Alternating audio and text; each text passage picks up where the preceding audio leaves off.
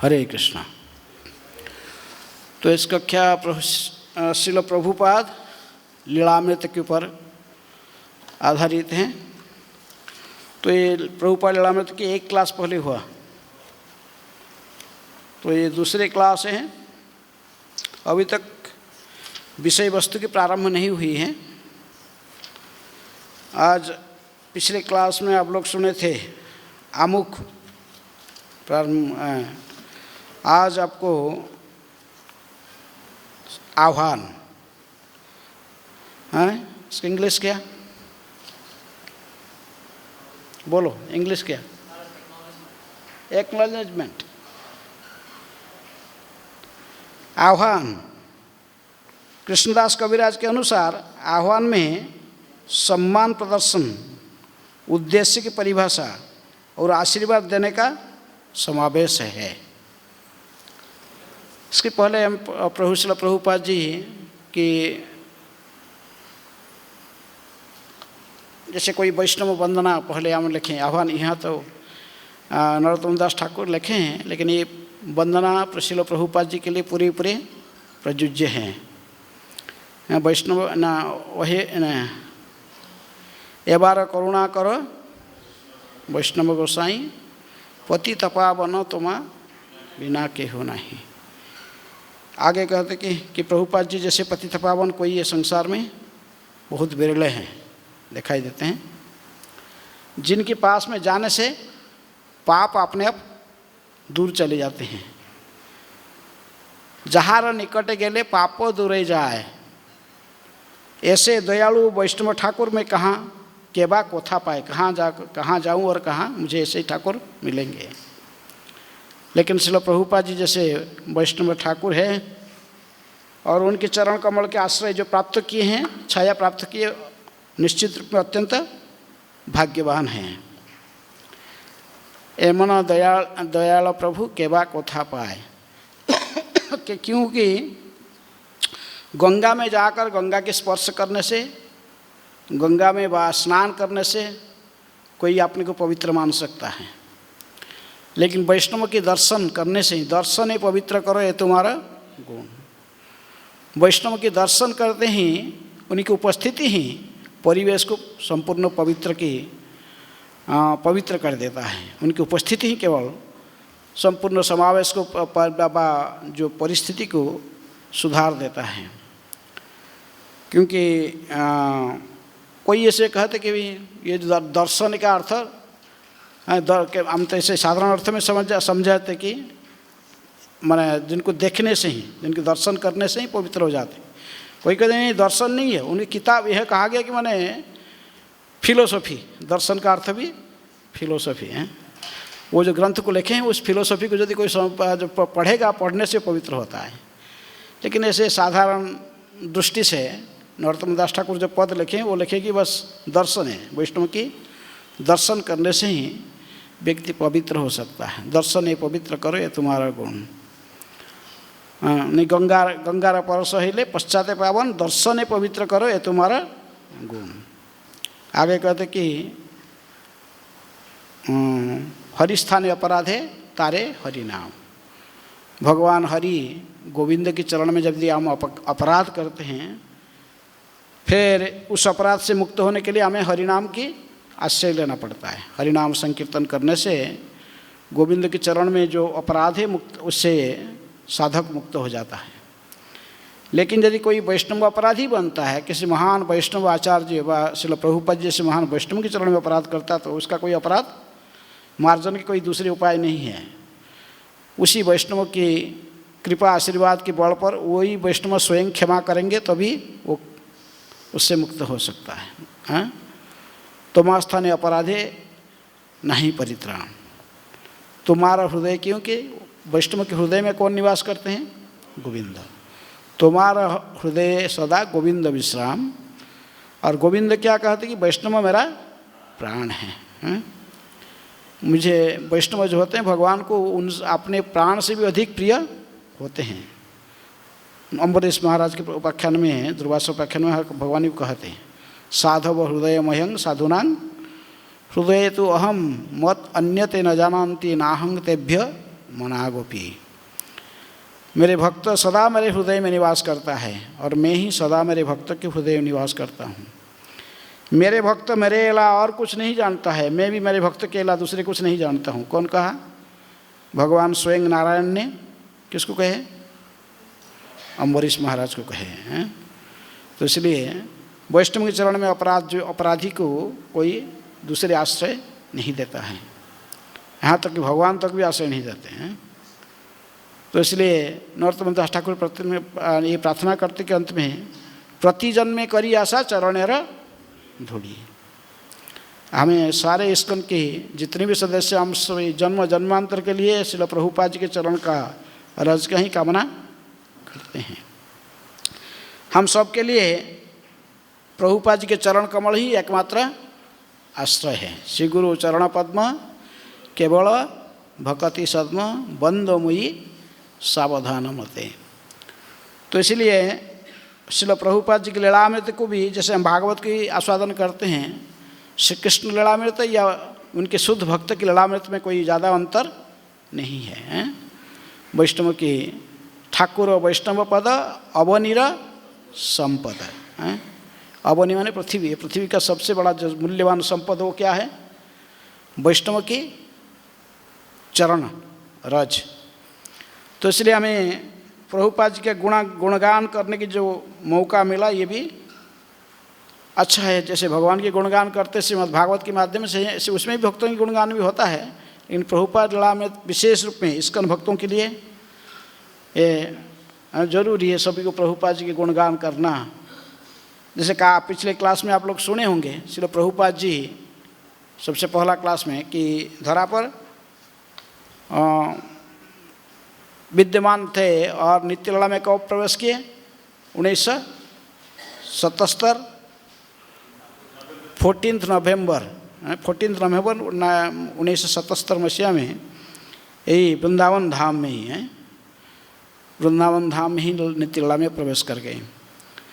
और लेकिन तुरंत तो प्रभुपाद जी के बारे में कोई, प्रभुपाद जी की जीवनी के बारे में किसी को कोई डिटेल कोई प्रतीत नहीं था, क्योंकि ऐसा कोई प्रभुपाद जी ने स्वयं कोई ऐसा अपना जीवन के बारे में कोई ऐसा लिखे नहीं व कुछ कहे नहीं। प्रभुपाद जब गुण केवल किसके गुणगान करते थे?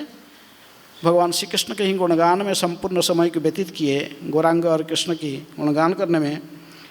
तो इसलिए लेकिन प्रभुपाद जी की नित्य लीला में प्रवेश करने के बाद सभी लोग सोचने लगे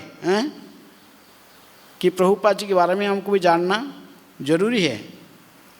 इसलिए जीबीसी जो कि जीबीसी जो उस समय अंतर्राष्ट्रीय श्री कृष्ण भावना संघ का जो मुख्य परिचालन दायित्व जन के हाथ में दिया गया था, जो गवर्निंग बॉडी जीबीसी क्या फुल फॉर्म है? Governing body commissioner. कितने थे उस समय? 12 थे। तो वो लोग ने बैठकर इसके बारे में चर्चा किए और संस्थापक आचार्य जैसे अभय चरणारविंद भक्ति वेदांत स्वामी श्रील प्रभुपाद जी की जीवनी के बारे में अवश्य प्रत्येक सदस्य को इस्कॉन के प्रत्येक सदस्य को इसके बारे में जानना जरूरी है, जो इसलिए प्रभुपाद जी के जीवनी के आधार करके ही लीलामृत प्रभुपाद लीलामृत को रचना करने के लिए ये 1978 में जीबीसी लोग ने प्लान बनाया। और उन्होंने किसको बताया इसके बारे में? हिज होलीनेस सतस्वरूप दास गोस्वामी महाराज हैं। सतस्वरूप दास गोस्वामी महाराज प्रभुपाद जी की ये प्रिय शिष्य थे और इन्होंने विशेष रूप में इनके लिखने के कला अन्य शिष्यों में से, संपूर्ण प्रभुपाद शिष्यों में से इनके पास में लिखने की विशेष कला अच्छे लिखते थे। इसलिए प्रभुपाद जी ने इनको कहे थे भी अपने पुस्तक लिख सकते हो। इसलिए सतस्वरूप दास गोस्वामी को प्रभुपाद जी के आदेश था कि वो किताब लिखने, वो बहुत पुस्तक लिखे हैं। तभी सभी लोग डिसाइड किए कि प्रभुपाद जी के बारे में, क्योंकि ये प्रभुपाद जी के पास में रहकर इनके निजी सेवक, इनके सेक्रेटरी और उनके टाइप भी प्रारंभिक दिन से उन सब टाइप करते थे। तो इसलिए सभी लोग सोचा कि ये व्यक्ति ही इसके लिए उपयुक्त है, जो आप पिछले क्लास में इसे सुने होंगे। लेकिन आज के दिन, आज के ये कक्षा में जैसे हम आह्वान जो कृष्णदास कविराज गोस्वामी भी आपने जो चैतन्य चरितामृत लिखते हैं, इसी आह्वान के ऊपर उन्होंने भी लिखते हैं, आप चैतन्य चरितामृत प्रारंभ से वो कहते तीनों विषय वस्तु के ऊपर हैं जो लेखक को ध्यान देना पड़ता है। किसके बारे में? विशेष रूप में सम्मान प्रदर्शन। किसको? जैसे हम लिखते मंगलाचरण, ये मंगलाचरण पूरा क्या है? किसके लिए? सारे सम्मान के लिए, सारे गुरु परंपरा को, भगवान को, इष्टों को, सबको सम्मान प्रदर्शन किया जाता है, हैं? उसमें पूरी परंपरा के प्रणाम मंत्र, सब गुरुओं के प्रणाम मंत्र, फिर पूरे मंगलाचरण और इष्टों की प्रणाम मंत्र, वंदना, तो ये सब प्रदान की जाती हैं। दूसरे जो राइटर है क्या लिखने जा रहा है किताब में, उसका उद्देश्य क्या है, लिखने का उद्देश्य क्या है, उसको भी वो सूचित करता है। जैसे आप पहले सुने हुए कि कृष्णदास कविराज गोस्वामी चैतन्य चरितामृत जो लिखे पहले मंगलाचरण लिखते हैं, वंदे गुरु सब गुरु ईश्वर सबको प्रणाम करते हैं, लेकिन उसके बाद वो लिखने का उद्देश्य क्या भी ये बता रहे, क्यों लिख रहे, इसका क्या उद्देश्य है, चैतन्य चरितामृत लिखने का उद्देश्य क्या है, हैं? क्या उद्देश्य था चैतन्य चरितामृत रचना करने का?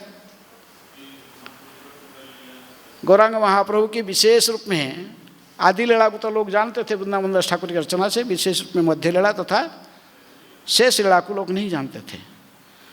इसलिए वृंदावन के सारे वैष्णव लोग ने इनको अनुनय विनय किया था कि आप उसके बारे में, इसी बारे में जो लीलाओं को वृंदावन दास ठाकुर नहीं लिखे हैं, मध्य लीला तथा अंत्य लीला, विशेष रूप में चैतन्य महाप्रभु 18 साल जो पुरी में बिताए और दक्षिण भारत के जो गस्त है 6 साल, तो उसके बारे में आप डिटेल इन्फॉर्मेशन कलेक्शन करके सारे भक्तों की जानकारी के लिए लिखना है।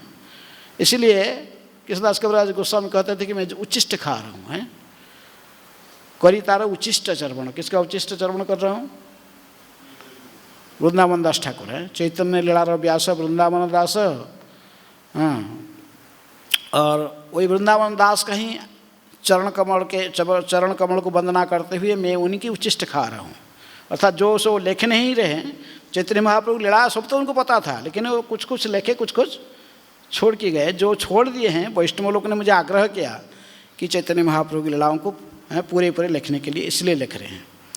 तो इसलिए ये सत्स्वरूप दास गोस्वामी महाराज जब ये पुस्तक लिख रहे हैं प्रभुपाद जी की, हैं, प्रभुपाद जी के पहले सम्मान प्रभुपाद जी को विशेष रूप में सम्मान, कि उनके गुरु भी हैं, आध्यात्मिक गुरु भी है, सम्मान प्रदर्शन करना। और इसका उद्देश्य क्या है, क्या लिखना है, इसका क्यों लिख रहे, इसका उद्देश्य कि सिर्फ प्रभुपाद जी को ग्लोरिफिकेशन करना व प्रभुपाद जी की महिमा को सारा जगत में सभी के पास में पहुंचाना, व सभी लोग प्रभुपाद जी के बारे में जाने, और अंत में उसके बाद में आशीर्वाद देना। जो पढ़े हैं किताब को, जो पढ़े हैं और जो इसको नियमित प्रभुपाद जी के लीलामृत को पढ़ते हैं, और जो इनकी दूसरों को भी इसके बारे में बताते हैं, उनको क्या फल प्राप्त होता है, थोड़ा आशीर्वाद सूचक हैं, आशीर्वाद सूचक। कृष्णदास कविराज गोस्वामी चैतन्य चरितामृत लिखकर भी थोड़ा सा आशीर्वाद कल्याण करते हैं। जो लोग चैतन्य चरितामृत को डेली पढ़ते हैं, उनको क्या फल प्राप्त होता है, क्या फल, हैं? कई जगह पर कहते हो, माने चैतन्य मंगल जैसे चैतन्य भागवत लिखकर भी वहाँ भी बार बार कृष्ण ने वृंदावन दास ठाकुर कहते हैं, अरे मूढ़ जन सुनो चैतन्य मंगल, हाँ, जहाँ हिते नाश होवे सर्व अमंगल, सभी अमंगल नष्ट होगा। इसी प्रकार कृष्णदास कविराज गोस्वामी भी कई बार कहते कि चैतन्य चरितामृत को जो नियमित रूप से पढ़ेगा वो चैतन्य चंद्र की सारे जन्म कर्म लीलाओं को ठीक ठीक से समझ पाएगा। उसी प्रकार लेकिन उसी के बारे में ये सूचना देते हुए श्री सत्स्वरूप दास गोस्वामी महाराज कह रहे कि मैं सम्मानपूर्वक अपना प्रणाम अपने शाश्वत गुरु महाराज श्री कृष्ण कृपामूर्ति श्री श्रीमद एसी भक्ति वेदांत स्वामी प्रभुपाद जी को अर्पित करता हूँ, जिनकी सेवा करना मेरा जीवन और आत्मा है। हैं? सभी शिष्यों का ये करता, अपने गुरु के चरण कमल की सेवा करना ही इनका जीवन और आत्मा है। हमारा लाइफ का एकमात्र जो उद्देश्य है गुरु को प्रसन्न करना। ससुरदास महाराज लिख रहे हैं कि सेवा करना, मेरे गुरु के चरण कमल की सेवा करना ही मेरा जीवन है और वही मेरा आत्मा है। इससे मूल्यवान वस्तु कुछ जीवन में नहीं है। जस्य प्रसादात् भगवत प्रसाद, जस्य अप्रसादान न गति कुतोपि। उन्हीं की प्रसन्नता से हम कृष्ण को हम प्रसन्न कर सकते हैं। यह उनकी प्रसन्नता के लिए ही है कि मैं श्रील प्रभुपाद लीलामृत को भक्ति स्वरूप अर्पित कर रहा हूँ। तो मैं लीलामृत को लेकर किसको अर्पित कर रहा हूँ? वही मेरे गुरुदेव की चरण कमल में ही अर्पित कर रहा हूँ। उन्होंने समस्त विश्व को कृष्ण भावना अमृत का वरदान दिया है, अतः वे सभी लोगों और प्राणियों के सर्वोत्तम मित्र है। वे सर्वशक्तिमान आचार्य हैं जो भगवान के शुद्ध प्रेम का दान दे रहे हैं और भगवान चैतन्य के संदेश को गुरु शिष्य परंपरा के माध्यम से दृढ़तापूर्वक प्रसारित कर रहे हैं। और किसी ने श्री कृष्ण भावनामृत का इतनी विस्तार से प्रचार और प्रसार नहीं किया है। ससुरदास को महाराज कह रहे कि जैसे प्रभुपाद जी ने कृष्ण भावनामृत आंदोलन को आगे प्रसारित किया, प्रचार किया, ऐसा पहले कोई करने का कोई उदाहरण नहीं है। यदि हमारे चारों आचार्य वैष्णव आचार्य सब बहुत लोग गए भारत से बाहर प्रचार के लिए, लेकिन कोई भी प्रचार प्रभुपाद जी जैसे नहीं किए, क्योंकि अर्थात कोई भारत के बाहर नहीं गए। सभी के प्रचार करने का सीमा कहाँ से? कुमारी का अंतरिक्ष से कहाँ? हिमालय बद्रिकाश आश्रम तक है। भारत के अंदर सबका चारों आचार्य जो है, चाहे मायावादी आचार्य कौन, शंकराचार्य स्वयं भगवान शंकर के अवतार है शंकराचार्य, बा हमारे ब्रह्म संप्रदाय के आचार्य माधवाचार्य, श्री संप्रदाय के आचार्य रामानुजाचार्य, रुद्र संप्रदाय आचार्य विष्णु स्वामी तथा निम्बार्क कुमार संप्रदाय के आचार्य, ये महान आचार्य, कोई इसमें शंका नहीं है। लेकिन इनके प्रचार का स्थल कहाँ पर तक है? श्री भारत भूमि में है। भारत भूमि तो केवल ये लोग प्रचार किया है। लेकिन विशेष रूप में यदि देखा जाए, चैतन्य महाप्रभु भी स्वयं भगवान है, नित्यानंद प्रभु ये प्रचार किए, लेकिन फिर भी महाप्रभु भी प्रचार केवल भारत में सीमित रखे, क्योंकि उन्होंने अपने सेनापति भक्त को भेजे बाद में। किसको? श्रील प्रभुपाद जी को। संकीर्तन आंदोलन का ही जनक है। संकीर्तनाई कपितरौ कमला यथाख्यो है। अजानुलंबित भुजौ कनकावदातौ संकीर्तनाई कपितरौ कमला यथाख्यो विश्वंभरौ द्विजवरौ युगधर्म पाणौ वंदे जगत प्रिय करो करुणावतारो। ये करुणा के अवतार गौरनीता ये संकीर्तन के जनक है। संकीर्तन आंदोलन को इन्होंने प्रारंभ किया, लेकिन फिर भी इनकी प्रचार भूमि भी केवल भारत भूमि ही रहा है। लेकिन इसीलिए सतसुर महाराज कह रहे कि जैसे ही चैतन्य महाप्रभु के संदेश को श्रील प्रभुपाद जी जैसे प्रचार किया, प्रचार को आगे जैसे बढ़ाए और किसी ने श्री कृष्ण भावनामृत आंदोलन को इतने विस्तार से प्रसार नहीं किया जैसे कौन किया? श्रील प्रभुपाद जी किए। अवश्य चैतन्य महाप्रभु भविष्यवाणी करके गए, पृथ्वीते अच्छे जत नगरादि ग्राम सर्वत्र प्रचार होइबे मोर नाम। उन्होंने कहे प्रचार, इस भागवत धर्म का प्रचार चैतन्य महाप्रभु के नाम, भगवान के नाम को सर्वत्र प्रचार होगा। पृथ्वीते अच्छे जत नगरादि ग्राम। लेकिन कौन करेगा इसके बारे में कुछ बोले नहीं है। तो नहीं कौन करेगा? तो उन्होंने जाकर अपने सेनापति भक्त किसको? श्रील प्रभुपाद जी को भेजे हैं। तो इसलिए प्रभुपाद जी प्रचार कार्य को आगे बढ़ाए है। चैतन्य महाप्रभु जो कहे थे पृथ्वी त्याचे, कि चैतन्य महाप्रभु जाने के बाद कई लोग प्रयास किए थे चैतन्य महाप्रभु वाणी को सार्थक करने के लिए। यहाँ तक कि श्रील प्रभुपाद जी के अपने गुरु महाराज कौन? भक्ति सिद्धांत सरस्वती ठाकुर, इनका भी प्रचार भूमि भारत में ही रहा। वो भारत में 64 गौड़ीय मठ स्थापना किए। विदेशों में प्रचार के लिए प्रयास किए कि इस शिष्य को भेजे विदेश, लेकिन वो सफल नहीं हुए, सो वापस आ गए। कोई सफलता हासिल नहीं कर पाए। तो इसलिए अंतिम में गौड़ीय वैष्णव लोग भी सोच रहे थे कि ये चैतन्य महाप्रभु जो कहे कि पृथ्वी ते आछे जत नगरादि ग्राम, ये पृथ्वी का अर्थ ही भारत है।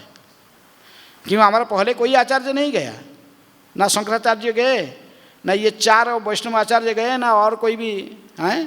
प्रभुपाद जी के गुरु महाराज भी, वो भी बस भारत के अंदर प्रचार किए। अब विदेश में जो भी गया कोई सक्सेसफुल नहीं हुआ। इसलिए सोचे कि ये म्लेच्छ जगहों को प्रचार करना संभव नहीं है। इसलिए भारत के अर्थ वो सीमित सोच रहे थे। लेकिन पहले बार ही श्रील प्रभुपाद जी ने ये कृष्ण भावनामृत का जो प्रचार पूरे विश्व में किए हैं। वे सर्वशक्तिमान आचार्य है जो भगवान के शुद्ध प्रेम का दान दे रहे हैं और भगवान चैतन्य के संदेश को गुरु शिष्य परंपरा के माध्यम से दृढ़ता पूर्वक प्रसारित कर रहे हैं। और किसी ने भी कृष्ण भावनामृत की इतने विस्तार से प्रसार नहीं किया। मैं प्रार्थना करता हूँ कि वे उन कठिनाइयों को पार करने की मुझे अनुमति दें जो उनके जीवन चरित्र को लिखने में पेश आ रही है। और यह कि वे इस लेखन के परिणाम से प्रसन्न हो। वो प्रभुपाद जी को वंदना भी कर रहे हैं, साथ साथ उनकी कृपा आशीर्वाद भी की याचना कर रहे हैं, तथा उनको ये कह रहे कि वो मुझे आशीर्वाद करें जैसे मेरे ये जो लिख रहा हूँ उनके बारे में, लिखन का परिणाम में वो स्वयं भी प्रसन्न हो। कौन? इसलिए प्रभुपाद जी भी जैसे प्रसन्न हो। मेरा विश्वास है कि उन्हीं की शुभकामनाओं से यह कार्य सफल होगा। और यदि वे प्रसन्न नहीं होते तो मैं समझूंगा कि मैं कोई अच्छी चीज़ लिखने में असमर्थ हूँ। हैं? उन्हीं की प्रसन्नता से ही हमने कहते कि मैं प्रसन्नता हूँ, मेरे प्रसन्नता है। यदि मैं प्रभुपाद जी को प्रसन्न नहीं कर पाऊँ, इसका अर्थ मैं यही समझूंगा कि वो कहते कि कोई अच्छी चीज़ लिखने में असमर्थ हूँ, बेकार के आदमी हूँ, मेरे पास कोई योग्यता नहीं है। इसलिए कोई व्यक्ति को ऐसे धन्यता की आवश्यकता है। कोई किसी विषय वस्तु के ऊपर यदि कोई वर्णन करना चाहता है, लिखना चाहता है, कोई कार्य की शुभारंभ करना चाहता है, तो प्रारंभ से उसके पास में धन्यता होना आवश्यक है। कृष्णदास कविराज जी जैसे कहते कि जगाई माधाई हईते आमी से पापिष्ठ, पुरी शेर कीट हईते आमी से लघिष्ठ, मोहे न निर्घुण्य वा केवा दया करे, एका नित्यानंद बिना जगत संसारी। क्योंकि इनका गुरु थे कृष्णदास कविराज गोस्वामी। गुरु कौन थे? नित्यानंद प्रभु, स्वयं नित्यानंद प्रभु के शिष्य थे। इसलिए वो कहते कि मैं तो जगाए माधाई से भी अधिक पापी हूँ। ये ड्रेन के अंदर जो पड़ा हुआ, जो सड़ा हुआ ड्रेन का नाली पानी, उसमें जो कीड़े पड़ गए हैं, उस कीड़े से भी और घृणित हूँ मैं।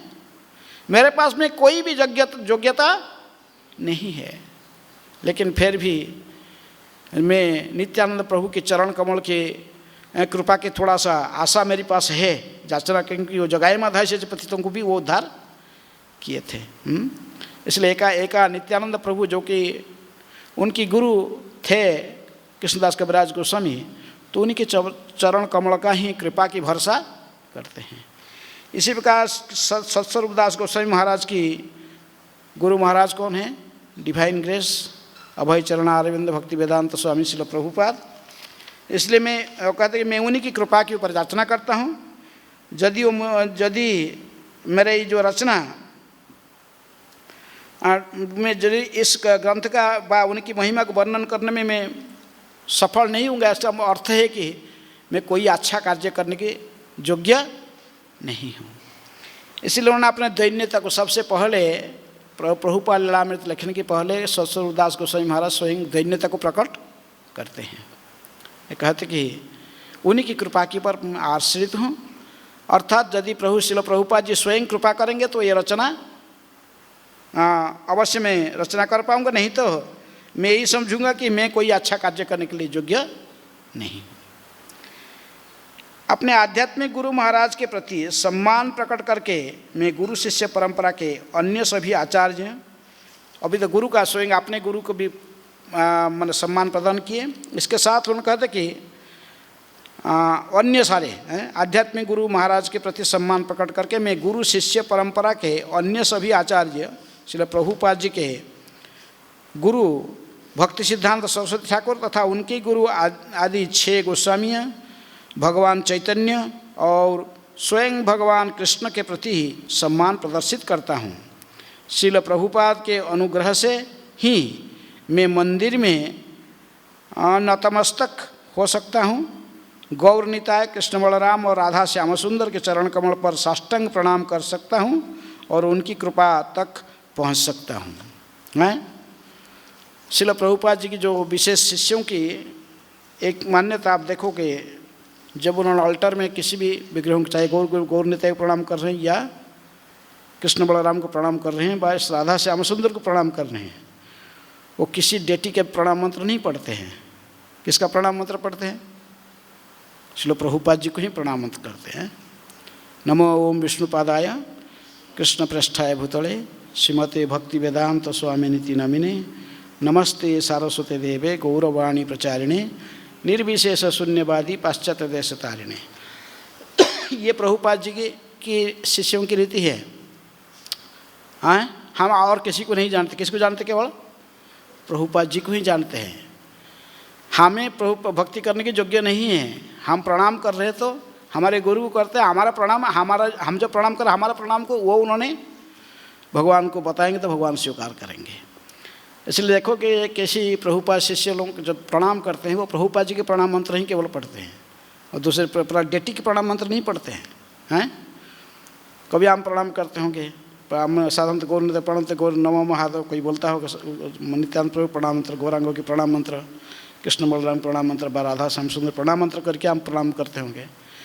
लेकिन ऐसा साधारणतः मर्यादा ऐसा ही है कि जो अपने को अत्यंत दीनहीन पतित मानता है वो केवल अपने गुरु को ही प्रणाम करके ही सभी को प्रणाम करता है। यही शिक्षा प्रभुपाद जी ने दिया है। इसीलिए प्रभुपाद जी ने गुरुवाष्टक गाने के सिखाया। मंगल आरती के समय में क्या गाते हैं? गुरुवाष्टकम। चलो इसी हमारे मंदिर केवल इस्कन में है कृष्ण बलराम मंदिर, जो हम यहाँ पर विवाह वरिष्ठ सगार है, लेकिन प्रभुपाद जी की उपस्थिति जब थे प्रभुपाद जी, तभी भी हम शारदाबानाड़ मंदिर में भी गाते थे। क्योंकि प्रभुपाद जी का समाधि होने के बाद फिर क्योंकि समाधि है इसलिए समाधि में प्रभुपाद की वंदना व गुरुवाष्टक पढ़ के फिर हम पढ़ रहे हैं। इसलिए हम गुरु को प्रणाम करने के समय में जब हम विग्रहों को भी प्रणाम करते तभी भी गुरु को नहीं भूलना चाहिए। मैं कई प्रभुपाद शिष्यों को देखा प्रणाम करते हैं लेकिन प्रभुपाद जी का प्रणाम मंत्र ही पढ़ते हैं।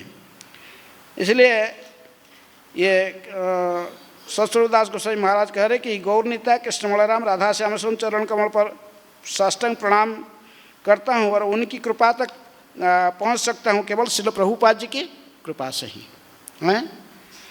श्रील प्रभुपाद लीलामृत का एक उद्देश्य, इसके बाद कहते क्योंकि ये आह्वान में पहले सम्मान प्रदर्शन, पहले उन्होंने सम्मानित किए सभी को, गुरु को, गुरु की गुरु परंपरा को तथा अपने इष्ट को, सभी को सम्मानित करके ही दूसरे में उद्देश्य है। क्या उद्देश्य है? कह रहे कि श्रील प्रभुपाद लीलामृत का एक उद्देश्य श्रील प्रभुपाद जी के जीवन और उनकी शिक्षाओं को दिव्य परिप्रेक्ष्य में प्रस्तुत करना है, न कि उन्हें एक साधारण व्यक्ति के रूप में चित्रित करना है जो प्राकृतिक गुणों से बंधा हो। श्रील प्रभुपाद दैवी शक्ति प्रदत्त शुद्ध भक्त थे। परमेश्वर द्वारा वे इस संसार में इसीलिए भेजे गए थे कि वे सभी राष्ट्रों, जातियां, वर्गों और धर्मों के लोगों में कृष्ण भावनामृत आंदोलन का प्रसार करें और इस तरह हर एक को शुद्ध भक्त बनने और भगवान के धाम लौटने का सुअवसर प्रदान करें। किसी ने लीलामृत लेखन का उद्देश्य क्या है? क्योंकि साधारण लोग समाज में लोग जानते नहीं कि प्रभुपाद जी की स्थिति क्या है। प्रभुपाद जी कोई साधारण मनुष्य जैसे नहीं थे। श्रील प्रभुपाद जीवन और उनकी शिक्षाओं के दिव्य परिप्रेक्ष्य में प्रस्तुत करना, ऐसे पुस्तकों जैसे ही पुस्तक को पढ़कर लोग समझ पाएंगे कि श्रील प्रभुपाद कोई साधारण व्यक्ति नहीं थे, भगवान श्री कृष्ण के शुद्ध भक्त थे और सारे विश्व में इनकी जो अवदान है इसकी कोई तुलना नहीं किया जा सकता है। जैसे उन्होंने जैसे भगवान श्री कृष्ण की गौरांग की महिमा को पूरा विश्व में फैलाए, तो और इनके जो विशिष्ट स्थान है कि उन्हें एक साधारण व्यक्ति के रूप में जैसे साधारण लोग न समझें, इनको ये समझ में आ जाए कि प्रकृति में श्रील प्रभुपाद जी एक भगवान श्री कृष्ण के शुद्ध भक्त थे और ईश्वर के द्वारा निर्मित संसार में इसीलिए भेजे गए थे कि सभी राष्ट्र, जाति, वर्ग तथा धर्म के लोगों को कृष्ण भावनामृत आंदोलन का प्रसार करें और इस तरह शुद्ध भक्त बनने और भगवान के धाम लौटने का सुअवसर प्रदान करें। प्रभुपाद जी इसलिए अवतीर्ण हुए थे, भगवान के परम शुद्ध भक्त थे। हम जैसे बद्ध जीवों को भगवत धाम तक ले जाने के लिए ही प्रभुपाद जी का अवतरण हुआ था। वो हमको केवल ऐसे मार्गदर्शन कराने के लिए, चैतन्य महाप्रभु को वाणी को सर्वत्र प्रचार करने के लिए ही और केवल धरा पर अवतरित हुए थे। वो श्रील प्रभुपाद जी के जो अद्वितीय स्थान व उनकी जो भूमिका उन्होंने जो निभाया बद्ध जीवों को संसार से उद्धार करने के लिए, चैतन्य महाप्रभु की वाणी को सार्थक करने के लिए, इसकी कोई दूसरे उदाहरण नहीं है, अद्वितीय उदाहरण उनके समक्ष कोई प्रचारक नहीं है। तो इसलिए श्रील प्रभुपाद जी की जो न भूत न भविष्यति, प्रभुपाद जी ऐसे आचार्य हैं न भूत न भविष्यति। पहले कोई ऐसे आचार्य नहीं थे जैसे पहले से वो कहे कि प्रभुपाद जी की तरफ कोई प्रचार प्रसार कोई ऐसे विश्व व सर्वत्र प्रचार नहीं किया था। भारत भूमि की आगे विश्व के सर्व कोने कोने में प्रचार को नहीं पहुँचाया था। तो इसलिए भविष्य में भी ऐसा ही कोई हिम्मत, ऐसा ही कोई सोचेगा कि मैं प्रभुपाद जी से बड़ा, ये कभी संभव नहीं है। इसलिए प्रभुपाद जी जैसे प्रचार प्रसार करके ही चैतन्य महाप्रभु के संकीर्तन आंदोलन का मुख्य पुरोधा व मुख्य सेनापति के रूप में जैसे भूमिका निभाए, इस भूमिका किसी दूसरे वैष्णव को ऐसे ही सम्मान मिलना इतना आसान नहीं है। इसलिए इस कृति का एक दूसरा उद्देश्य ये भी है कि समाज के नेताओं और प्रभावशाली सदस्यों की श्रील प्रभुपाद जी की ओर आकृष्ट करके उन्हें सराहना और उनसे प्रेम करना है।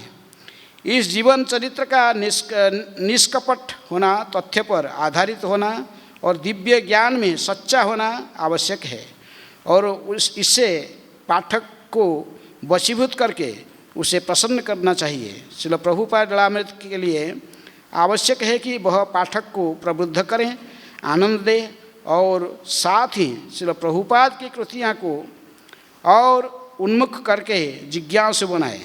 मेरा अंतिम लक्ष्य यह है कि पाठक को आगे और प्रेरणा मिले जिससे वह कृष्ण कृपा स्मृति श्रील प्रभुपाद की सेवा में प्रवृत्त हों। तो कहते कि इसकी एक उद्देश्य ये भी है कि बड़े बड़े जो समाज के जो नेताएं हैं, प्रभाव सदस्य, ये भी जैसे प्रभुपाद जी की महिमा को समझें और प्रभुपाद जी के प्रति व उनकी जो ये आंदोलन के प्रति आकृष्ट हो। हैं अंतर्राष्ट्रीय कृष्ण भावनामृत संघ आंदोलन जो कि प्रभुपाद जी ने शुभारंभ किए हैं, समाज के बड़े बड़े नेता लोग जैसे प्रभुपाद जी की महिमा को समझें और प्रभुपाद जी कौन है और इस प्रचार के आंदोलन के प्रति उनके भी जैसे आकर्षण हो। और उन्होंने कहते कि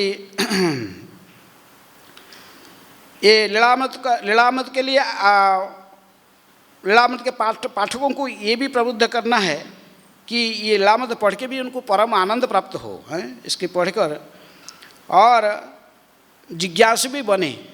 प्रभुपाद जी बारे में अधिक जानने के लिए वो आकर हमारे इस्कॉन सोसाइटी में जिज्ञासा करें।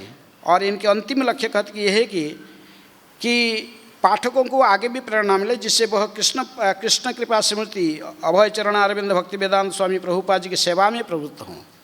प्रभुपाद जी महिमा को जब समझेंगे और प्रभुपाद जी के आदेश को फिर पालन करने के लिए तत्पर होकर इस्कॉन की सेवा में जैसे अधिक से अधिक लोग जोड़े। यद्यपि यह उचित है कि आह्वान लिखते समय पाठक को वरदान दिया जाते। 3 उद्देश्य कहा था कि सबसे पहला क्या, सबसे पहले सम्मान प्रदान करना, फिर उद्देश्य के बारे में बोलाना और अंत में आशीर्वाद देना। लेकिन ससुरदास गोस्वामी महाराज कहते हैं कि मैं आशीर्वाद देने के लिए योग्य नहीं हूँ। हाँ, यद्यपि उचित है कि आह्वान लिखते समय पाठक को वरदान भी वरदान दिया जाए, किंतु मैं पतित हूँ और कोई भी वरदान देने में अशक्त हूँ। किंतु मैं विश्वासपूर्वक पाठकों को आश्वस्त कर सकता हूँ कि श्रील प्रभुपाद जी के जीवन और उनकी शिक्षाओं का अध्ययन करके वे कृष्ण की कृपा के शीघ्र प्राप्त कर लेंगे, क्योंकि एक महान भक्त की कृपा से ही कोई कृष्ण की कृपा प्राप्त कर सकता है। इसलिए प्रभुपाद लीलामृत पढ़कर उन लोगों को जो उनके संसर्ग में रहे और जिन्होंने उनकी सेवा की, अपनी स्मृतियाँ ताज़ा करने का अवसर मिलेगा और इस प्रकार वे आनंद प्राप्त करेंगे और प्रभुपाद के प्रति अपने आप को पुनः समर्पित करेंगे। जिन्हें प्रभुपाद की जानने का अवसर कभी नहीं मिला, वे भी धन्य हो जाएंगे, क्योंकि वैदिक शास्त्र के अनुसार शुद्ध भक्ति का क्षणिक व शुद्ध भक्त क्षणिक संसर्ग से ही किसी के भी जीवन की पूर्ण बना सकता है। श्रील प्रभुपाद लीलामृत का अध्ययन, श्रवण दिव्य प्रक्रिया द्वारा प्रभुपाद जी के संसर्ग में आने का समान है। अतएव यद्यपि मैं स्वयं अपने पाठकों को कोई आशीर्वाद नहीं दे सकता, किंतु यह ग्रंथ ऐसा कर सकता है, क्योंकि यह प्रत्येक व्यक्ति को श्रील प्रभुपाद जी की तरफ आकृष्ट कर सकता है। पता मैं तो आशीर्वाद देने के लिए योग्य नहीं हूँ, लेकिन प्रभुपाद जी की जो लीलामृत लिख रहा हूँ, ये लीलामृत को पढ़कर अवश्य प्रभुपाद जी की प्रसन्नता करेंगे, प्रभुपाद जी को प्रसन्न करने में समर्थ होंगे और आशीर्वाद के प्रार्थी बन जाएंगे। इस प्रकार इस कृति का आह्वान, सम्मान, प्रदर्शन, तीन चीज़ जो आह्वान में था कि सम्मान प्रदर्शन करना और उद्देश्य को जानना, किसी लिए लिखे हैं पुस्तक, और आशीर्वाद करने के पश्चात मैं पति और मूक बना रहता हूँ और अपने गुरु महाराज के चरण कमल पर याचना करते हुए उनकी कृपा की प्रतीक्षा करता रहता हूँ, जिस कृपा के बल पर ही यह दीन लेखक और भक्त अच्छी तरह से बोल सकता है। मेरे प्रिय श्रील प्रभुपाद, मेरे प्रिय भगवान श्री कृष्ण, यदि आप समझते हैं कि ठीक तरह से लिखने के लिए मुझ पर विश्वास किया जा सकता है, तो कृपा करके मुझे लिखने की अनुमति दीजिए। इस दिव्य साहित्य की अत्यंत आवश्यकता है, क्योंकि कलियुग के मानव आध्यात्मिक अंधकार की दयनीय दशा में उन्हें शुद्ध भक्त की सेवा प्राप्त होने वाले ज्ञान नहीं है। भगवान के भक्त और श्रील प्रभुपाद के अनेक सच्चे अनुयायी इस ग्रंथ के प्रत्येक भाग का उत्सुकता से स्वागत करते हैं। वे प्रभुपाद के कार्यकलाप और उपदेशों के संबंध में अधिकाधिक सुनना चाहते हैं और वे उनका दक्षतापूर्वक प्रस्तुतिकरण देखना चाहते हैं, ताकि अन्य लोग भी गुरु और गौरांग की प्रेमपूर्ण समर्पित सेवा की ओर आकृष्ट होकर हमारा साथ दे सकें। मेरे प्रिय श्रील प्रभुपाद, मैं जानता हूँ कि यह साहित्य का उत्पादन करने के लिए मुझे घोर परिश्रम करना पड़ेगा और मैं ऐसा करने का वचन देता हूँ, किंतु मेरे प्रयत्न गढ़े हुए रिक्त शब्दों का जाला बुनने के समान है। जब तक आप इस शब्दों में उपस्थित नहीं रहेंगे और दिव्य शक्ति से उन्हें अनुप्राणित नहीं करते हैं। सत्स्वरूपदास गोस्वामी। तो इस प्रकार आज ये विषय वस्तु जो था आह्वान, इसके तीन सत्स्वरूपदास गोस्वामी का तीन, जो भी कोई भी लेखक जो आह्वान जो लिखता है तो उसमें तीनों विषय में चर्चा करता है। विशेष रूप से अपने गुरु तथा गुरु परंपरा तथा इष्टों को सम्मान प्रदर्शन करना, दूसरा है कि ये किताब को लिखने का उद्देश्य क्या है, और अंत में इन्होंने आशीर्वाद भी देता है जो श्रोता व जो पाठक है, जो पढ़ते हैं, तो ये किताब को पढ़ने से उसका क्या लाभ, फलश्रुति जिसको कहते हैं, उसके बारे में भी सूचना देते हैं। तो इसलिए तीनों के विषय में संक्षेप में कहे, विशेष रूप में सतस्वरूपदास गोस्वामी महाराज कहते कि आशीर्वाद देने के लिए मैं योग्य नहीं हूँ, जैसे अन्य पाठक आशीर्वाद देते हैं, लेकिन ऐसे मैं आशीर्वाद देने के लिए योग्य नहीं हूँ।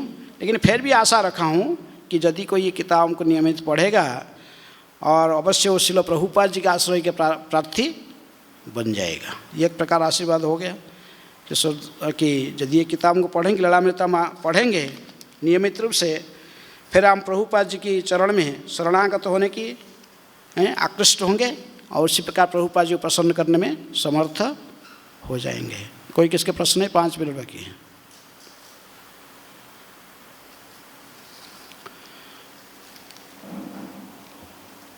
किसकी कोई प्रश्न है?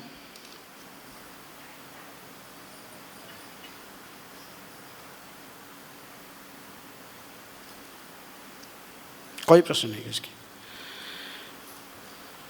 बोलो।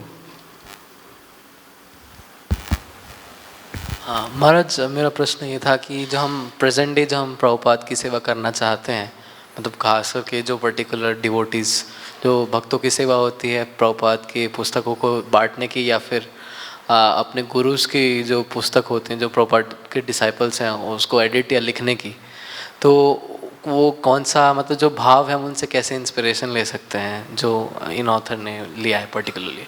प्रश्न मैं ठीक से समझा नहीं। अच्छा महाराज, मतलब शॉर्ट में मतलब मेरा प्रश्न ये है कि जो प्रेजेंट डे जो डिवोटीज़ हैं, भक्त हैं, जिनका सेवा है पर्टिकुलरली जो पुस्तक है उसको लिखना है, एडिट करना, तो वो कैसे इंस्पिरेशन ले सकते हैं इस पर्टिकुलर? कोई भी किताब को लिखने के लिए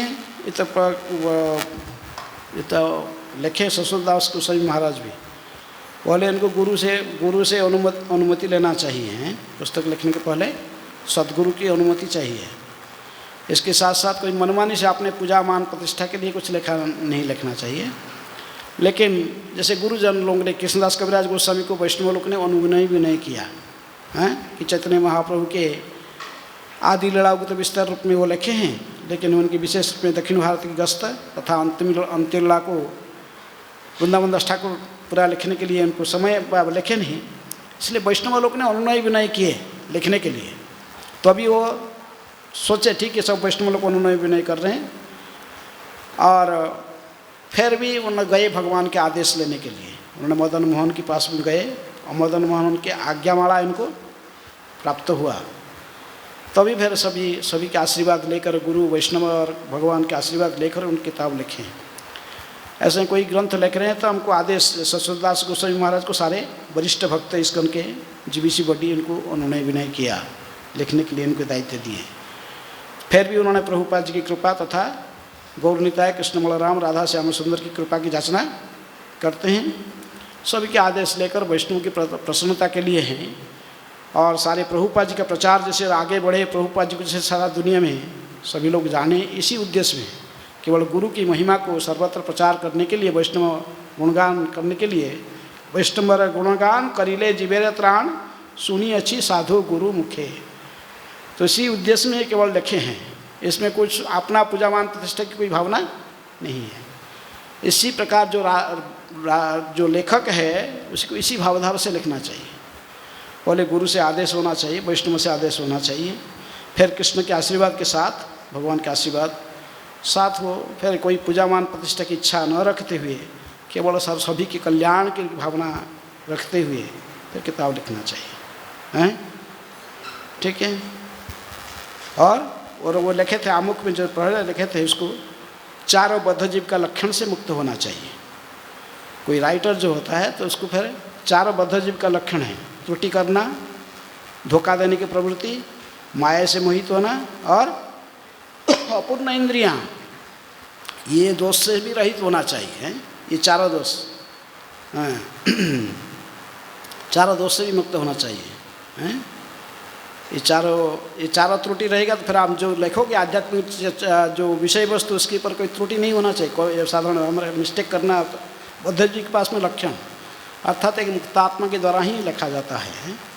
जो किताब कोई लिखने के लिए स्वयं मुक्तात्मा होगा तभी तो फिर वो सही लिखेगा। इसलिए कहते चारों बद्ध जीव के लक्षण से मुक्त होना चाहिए। जो लिख रहे थे उसमें त्रुटि है नहीं होना, मिस्टेक नहीं होना, धोखा देने की प्रवृत्ति नहीं होना चाहिए, हैं इस लक्षण से मुक्त होकर फिर लिखना चाहिए। ठीक है, ओके, हरे कृष्ण।